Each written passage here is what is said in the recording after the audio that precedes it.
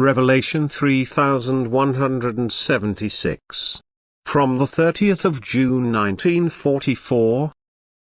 Course of life predetermined depending on will.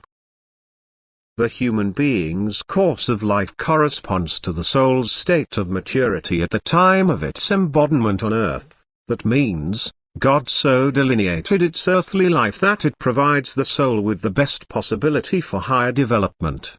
If the human being has the interest of his soul at heart, he will indeed make use of every opportunity and reach his goal while he is still on earth. He will adapt himself to the eternal deity by living a way of life according to God's will. But he can also let all opportunities pass by without making use of them, and this signifies spiritual standstill, a deficiency in his development. And this shortcoming shall be balanced out again. Therefore life often makes great demands on him which require all his strength if he wants to comply with them. He is effectively offered another opportunity to practice neighborly love insofar as something is expected of him which requires all his will but which presupposes helpful neighborly love. If he lives up to these requirements, he must activate his will and work for the benefit of his fellow human beings. And this activity can lead to the soul's maturity, because its driving force is neighborly love, and this is the most effective means to attain maturity of soul. If the human being practices neighborly love from an early age, he will use every opportunity offered to him for his spiritual advancement, for then he will also brightly and clearly recognize the meaning and purpose of his earthly existence.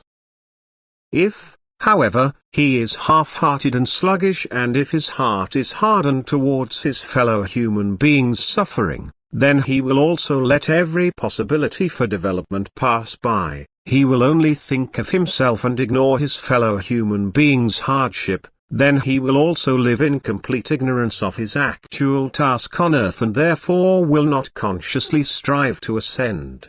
It is possible that the soul, prior to its incarnation as a human being, can already have been exceedingly willing, and this willingness led to its earthly life in which it can attain a very high spiritual level, for according to its will God provides it with the opportunity to become active.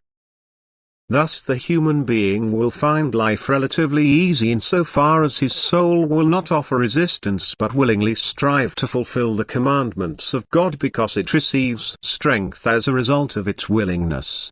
For it is the strength of love which results in activity of love again. A willing soul does not resist carrying out loving deeds because love dwells within it, and because a loving heart will constantly stimulate loving activity. And therefore he will be offered an abundance of opportunities, regardless of how he uses them. The less a person resists his inner urges, the sooner the soul will mature, for then it will be constantly driven to carry out deeds of love, and thus the soul gradually changes into love. It complies with its task on earth, and every experience contributes towards its higher development. For the soul's earthly life is predetermined depending on its will, which it can therefore cover with great success, so that it will attain the maturity on earth which allows it to enter the kingdom of light immediately after its physical death. Amen.